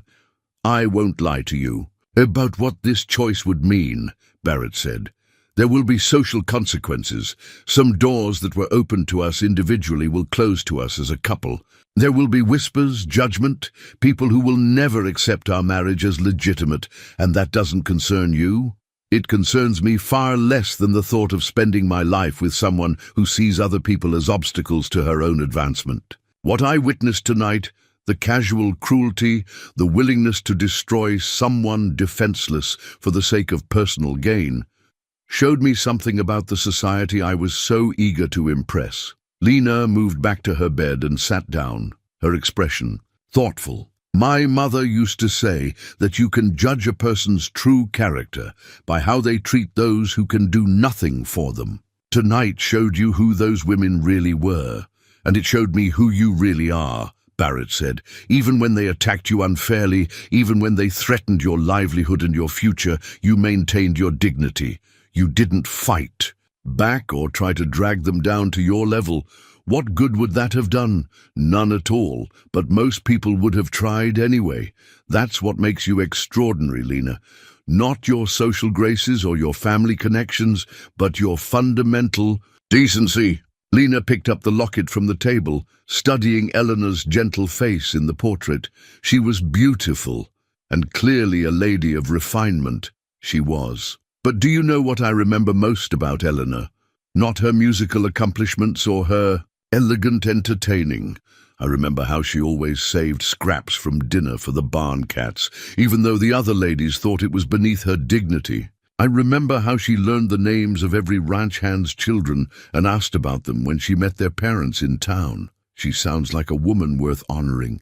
She was, and I think she would have recognized a kindred spirit in you. You both understood that true refinement comes from kindness, not from expensive education." Lena closed the locket and held it carefully in her palm. "If I were to say yes, and I'm not saying I am, what would happen to the other traditions? The expectations about the kind of wife the master of Langford Ranch should have?" Barrett moved to sit beside her on the narrow bed, the small space forcing an intimacy that felt both natural and revolutionary. "We would create new traditions, better ones, based on partnership rather than performance, on genuine affection rather than social advantage. You make it sound simple. The decision is simple. Living with the consequences might be more complicated. But Lena," Barrett turned to face her fully, "these past months have taught me that a life lived to meet other people's expectations is no life at all. I want to wake up each morning next to someone who makes me want to be a better man, not someone who makes me look like a more successful one. Lena was quiet for a long moment, holding the locket and considering everything he had said. When she finally spoke, her voice was firm with decision. "I have one condition." Barrett's heart leaped with hope at the implicit acceptance in her words. "Name it." "I want to keep working, not as your maid, that would be impossible now. But I want to be your true partner in running this ranch. I want to tend the gardens, work with the horses, help make decisions about the household and the land. I don't want to become a lady of leisure who has lost touch with the work that gives life meaning." Barrett felt a smile spread across his face. "I wouldn't want you any other way." Lena opened the locket one more time, looking at Eleanor's portrait, as if seeking blessing from the woman who had come before her. Then she snapped it closed and looked directly into Barrett's eyes. "Then yes, Barrett Langford, I will marry you. Not because you can give me a better life, but because together we might build a life worth living." The engagement ring he placed on her finger was not the elaborate diamond he had planned to offer one of his society candidates, but a simple gold band that had belonged to his grandmother. Practical, beautiful, and strong enough to last a lifetime of real work and genuine partnership. News of Barrett Langford's engagement to his maid spread through Texas society with the speed and destructive force of a prairie fire. By the end of the week, the story had appeared in newspapers from Austin to Fort Worth, each account more sensationalized than the last. The headline in the San Antonio Express captured the general tone. "Prominent rancher shocks society. Wealthy cattle baron to wed Mexican servant girl." Barrett first encountered the public reaction when he rode into town for supplies. The following Saturday, the usual friendly greetings from merchants and fellow ranchers were replaced by awkward silences, pointed stares, and whispered conversations that ceased abruptly when he approached. At the general store, Mrs. Henderson, who had always been effusively welcoming, served him with brittle politeness and avoided meeting his eyes. The most painful encounter came at the bank, where Barrett had conducted business for over a decade. Mr. Carlyle, the bank president, invited him into his private office with an expression of grave concern. "Barrett, my boy," the older man began, settling heavily behind his mahogany desk, "I feel obligated to speak plainly about this unfortunate situation." "What situation would that be, Harold?" Barrett asked, though he knew perfectly well what was coming. "This engagement. Surely you can see how it appears to the community. A man of your standing, your family's reputation." Carlyle shook his head sadly. "There must be some explanation. Perhaps the girl has entrapped you somehow, made false claims about your relationship." Barrett felt his jaw tighten. "Lena has done nothing but accept my proposal of marriage. A proposal I made freely and with full consideration of the consequences. But Barrett, think of what you're throwing away. Your social position, your family's legacy, your standing in the community. And for what? A servant girl who has more genuine character than most of the so-called ladies of society combined," Barrett interrupted firmly. "I appreciate your concern, Harold, but my decision is final." The conversation continued in this vein for several uncomfortable minutes, with Carlyle alternating between expressions of shock and attempts to reason with what he clearly considered temporary insanity. Similar scenes played out across town as Barrett completed his errands, each interaction reinforcing how thoroughly his choice had violated social expectations. But the newspaper coverage proved even more challenging than the personal encounters. The Society page reporter had somehow obtained detailed accounts of the failed courtship, painting Barrett as a wealthy eccentric who had been seduced by an opportunistic servant.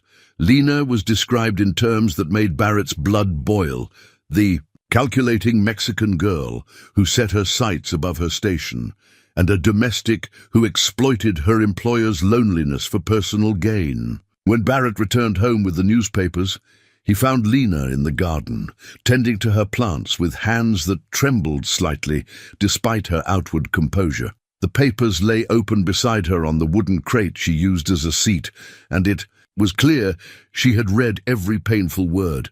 "I'm sorry," Barrett said, settling beside her and gathering the offensive publications. "These people don't know you, don't know us. Their opinions shouldn't matter." "But they do matter," Lena said quietly, her voice steady but sad. "Not to me personally, but they matter to you. This is the community you live in, do business with, depend on for connections and support. I never intended to cost you so much." Barrett took her dirt-stained hands in his, noting how the engagement ring caught the afternoon light. "You haven't cost me anything worth keeping. What I've lost is the good opinion of people who judge others based on circumstances of birth rather than content of character. Your bank president, your business associates, the families you've known for years. They all think you've made a terrible mistake. Then they don't know me as well as they thought they did." Barrett lifted her chin so she would meet his eyes. "Lena, I won't pretend this isn't difficult. I won't lie and say their rejection doesn't sting. But I would rather have their disapproval and your love than their approval and a lifetime of regret." That evening brought the first direct challenge to their engagement when Barrett's sister Martha arrived unannounced from Dallas, her face grim with determination and her traveling dress speaking of urgent purpose. "Barrett, what in God's name are you thinking?" she demanded without preamble, sweeping into the parlor like an avenging angel. "The whole state is talking about this scandal. Father's friends are calling me, asking if you've lost your mind entirely." "It's good to see you too, Martha," Barrett said dryly. "I take it you've heard about my engagement." "Engagement?" Martha's voice rose to a pitch that could shatter crystal. "You call this madness an engagement? Barrett, she's a servant. A Mexican servant with no family, no breeding, no accomplishments worthy of the name." "She's the woman I love," Barrett replied simply. "The woman who makes me happier than I've been since Eleanor died. The woman who sees me as more than a bank account and social position." Martha paced the parlor like a caged animal, her hands gesturing wildly as she catalogued the social disasters this marriage would bring. "Think of our family name. Think of the Langford legacy. Think of the children you might have and how they'll be treated in society." "I am thinking of them," Barrett said. "I'm thinking they'll be raised by a mother who values kindness over status, who will teach them to judge people by their actions rather than their ancestry." "This is impossible," Martha declared, sinking into Eleanor's favorite chair as if the weight of family shame had physically overwhelmed her. "The family will never accept this. Society will never accept this. You'll be cut off from everything that matters. If everything that matters can be lost by choosing love over convenience," Barrett said quietly, "then perhaps it never mattered as much as I thought." The argument continued late into the night, with Martha employing every weapon in her considerable arsenal: family duty, social responsibility, financial consequences, and finally, tears of genuine distress for her brother's future. But Barrett remained unmoved, his certainty only growing stronger in the face of such determined opposition. When Martha finally departed the next morning, her parting words were a mixture of warning and reluctant affection. "I pray you don't live to regret this, Barrett. But if you do, remember that family love survives even the worst mistakes." As her carriage disappeared down the drive, Barrett stood on his porch with the latest newspaper in his hands, this one featuring an editorial questioning whether men of wealth could be trusted to make rational decisions about marriage, using his engagement as evidence of the corrupting influence of too much money and too little social oversight. He folded the paper carefully and walked to the kitchen, where Lena was preparing breakfast with her usual competence despite the upheaval. "Surrounding their lives, any regrets?" she asked softly, not looking up from her work. Barrett set the newspaper aside and drew her into his arms, feeling the rightness of her presence against all the noise of social disapproval. "Only one," he said against her hair. "That I wasted. So much time caring what anyone else thought about who I should love. Outside, the world might condemn their choice, but inside the walls of the Langford ranch house, two people had found something worth fighting for, and they intended to prove that love truly could beat gold, no matter what society said about. 3 weeks after the scandal broke across Texas society, Barrett and Lena were married on a crisp autumn morning that painted the hill country in shades of gold and crimson. The ceremony bore no resemblance to the grand social event Barrett might have hosted for one of his society candidates. No elaborate flower arrangements, no string quartet, no reception for 200 guests in the main house parlor. Instead, they exchanged vows in Lena's garden, surrounded by the plants she had nurtured through careful seasons of growth. The setting was simple but profound, with morning glories climbing the makeshift altar and the scent of late-blooming roses carried on the gentle breeze. Father Miguel from the small Mexican church in town had agreed to perform the ceremony, his weathered face kind as he spoke about love, transcending all earthly boundaries. The guest list was small but meaningful. Tom Rodriguez, Barrett's longtime foreman, stood as best man, his usually stern face softened by genuine happiness for his employer.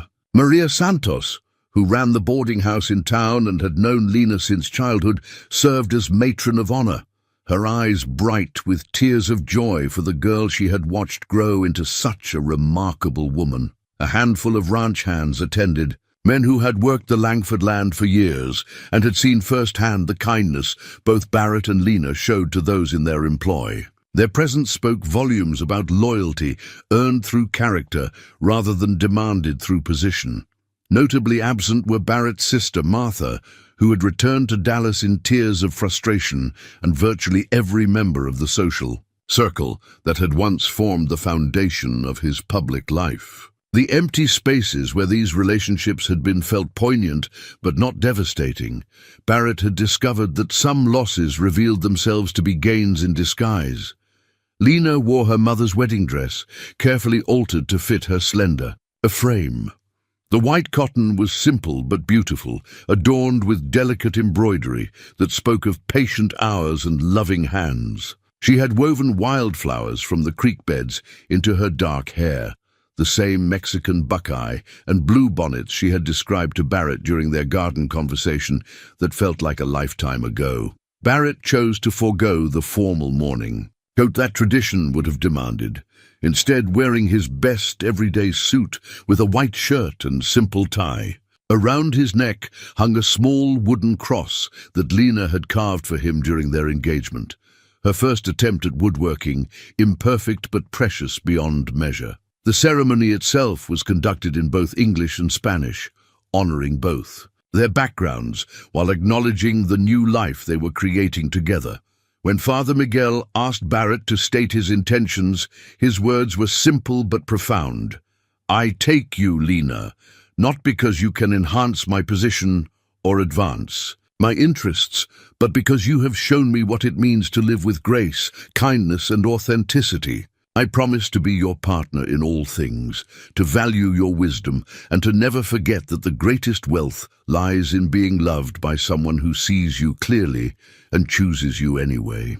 Lena's vows were equally heartfelt. "I take you, Barrett, not for what you can give me, but for who you are when all the world's expectations fall away. I promise to be your companion in both abundance and hardship, to help you tend not just this land, but the dreams we plant together, and to love you not as my employer or my better, but as my equal and my heart's choice." The exchange of rings carried special significance. Barrett had commissioned a local silversmith to create matching bands from silver mined in Texas, simple, strong, and beautiful without ostentation. As they slipped the rings onto each other's fingers, the simple gold band that had served as Lena's engagement ring was joined by its companion, both catching the morning light like promises made visible. The moment that sealed their union was witnessed by the vastness of the Texas sky and the quiet approval of those who had chosen to support love over convention. When Father Miguel pronounced them husband and wife, Barrett's kiss was gentle but certain, while Lena's response carried all the joy of dreams finally given permission to take root in reality. The reception was held in the ranch house kitchen, the heart of the home where their relationship had truly begun. Maria Santos had prepared Lena's favorite foods: tamales, fresh tortillas, and a wedding cake decorated with the same wildflowers that adorned the bride's hair. Tom Rodriguez offered a toast that was both simple and perfect. To Barrett and Lena, may your marriage be like good land, growing more beautiful and more valuable with each passing season. As the afternoon wore on, and their few guests departed with warm wishes and promises to visit soon, Barrett and Lena found themselves alone in the kitchen where they had shared midnight coffee and honest conversation. The setting felt exactly right, not a grand ballroom or formal parlor, but the place where real life happened, where two people had learned to see each other clearly. "Any regrets?" Barrett asked, echoing Lena's question from weeks earlier. "Only that we waited so long to be honest about our feelings," Lena replied, adjusting the simple gold band on her finger. "Though perhaps we needed time to grow into people worthy of this kind of love." Barrett pulled her close, breathing in the scent of wildflowers in her hair and feeling the absolute rightness of this woman in his arms.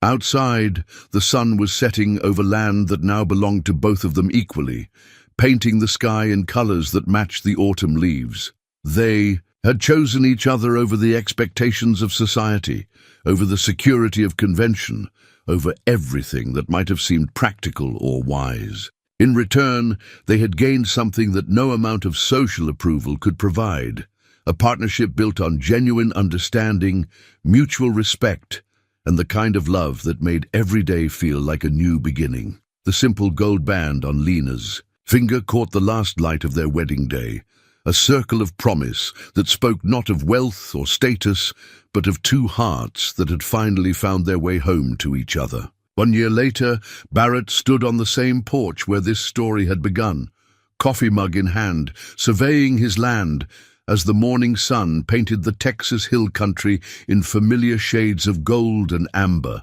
But everything else had changed in ways that made the similarities feel like echoes from another man's life.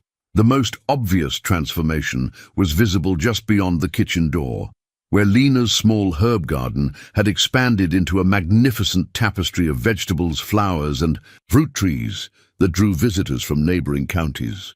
True to her unconventional philosophy, she had mixed everything together in glorious abundance.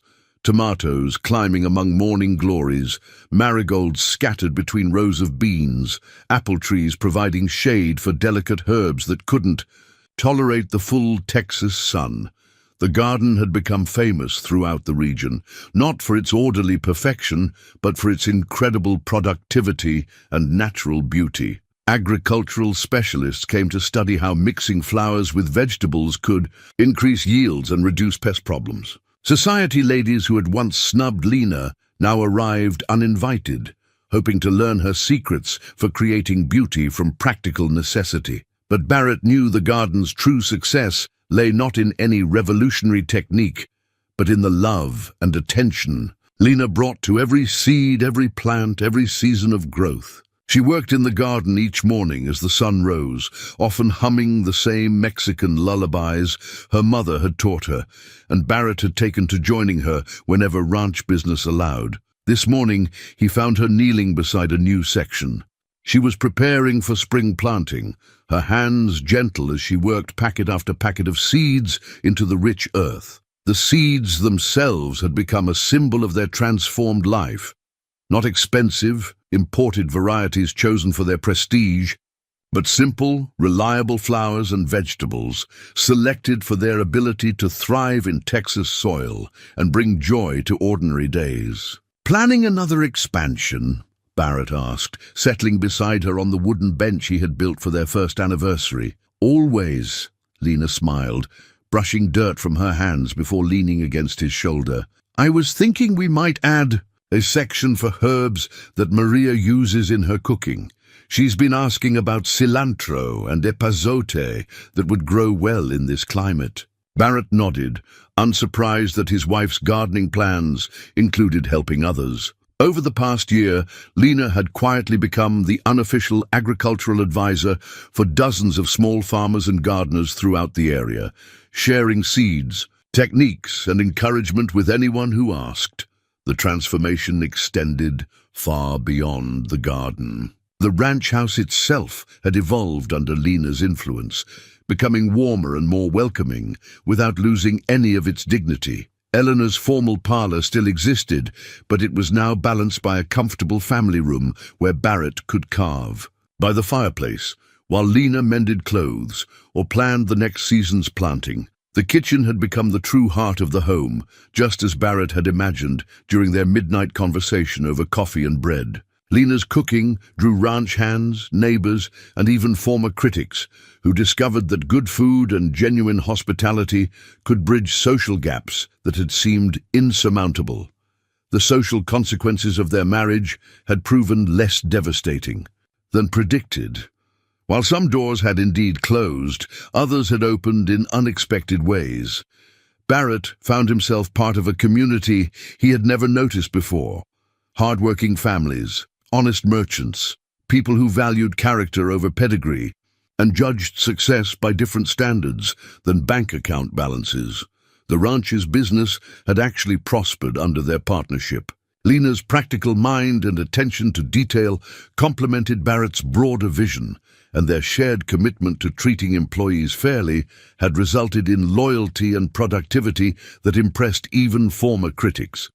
Most surprisingly, their marriage had begun to influence other relationships throughout the community. Tom Rodriguez had finally proposed to the school teacher he had been courting for years, inspired by seeing his employer choose love over convention. Several young men from prominent families had begun paying attention to women they might previously have overlooked, and at least 3 marriages had taken place between partners of different social classes. "Do you ever wonder what would have happened if I had chosen differently?"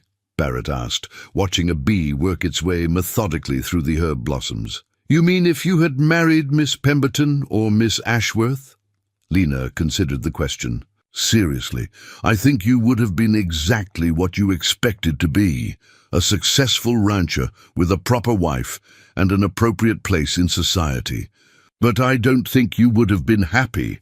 And what about you? Do you ever wonder what your life might have been like if you had stayed just the maid?" Lena was quiet for a moment, her eyes traveling across the garden that had grown from her. Simple dream of a small patch of earth to call her own. "I would have been safe, secure in my position, clear about my place in the world, but I never would have discovered what I was truly capable of." Barrett understood exactly what she meant. Marriage to Lena had revealed aspects of himself he hadn't known existed, a capacity for partnership that went beyond mere companionship, a joy in simple pleasures that wealth alone could never provide, a kind of contentment that came from being truly known and accepted by another person. The sound of horses approaching interrupted their morning reflection. Barrett looked up to see a familiar carriage coming through the ranch gates. His sister Martha, making her first visit since their wedding day. "Are you ready for this?" Lena asked quietly, sensing his tension. "With you beside me, I'm ready for anything." Martha emerged from the carriage looking older than her years, her face carefully composed, but her eyes revealing a mixture of curiosity and grudging respect. She had come, Barrett suspected, because her friends in Dallas society had grown tired of her dramatic pronouncements about her brother's ruined life. The reality was that Barrett appeared happier and more prosperous than ever, which complicated the narrative of disaster she had been constructing. "Martha," Barrett said, rising, to embrace his sister with genuine warmth. "Welcome home." "Thank you for having me," Martha replied, her gaze taking in the expanded garden, the comfortable additions to the house, the obvious prosperity that surrounded them. I wanted to meet your wife properly, to see how you've been." Lena stepped forward with the same quiet dignity she had shown on their first meeting, extending her hand with a smile that held no trace of defensiveness or triumph. "I'm so pleased to finally meet you, Martha. Barrett speaks of you often and with great affection." What followed was perhaps the most important conversation of Barrett's married life, as three people worked to build bridges across differences that had once seemed unbridgeable. It wasn't easy, and it wasn't immediate, but by the time Martha departed 3 days later, she had gained a sister-in-law she respected, and Barrett had reclaimed a family relationship he had feared was lost forever. As evening approached, and Barrett and Lena walked through the garden together, examining the new growth that promised abundant harvests in seasons to come.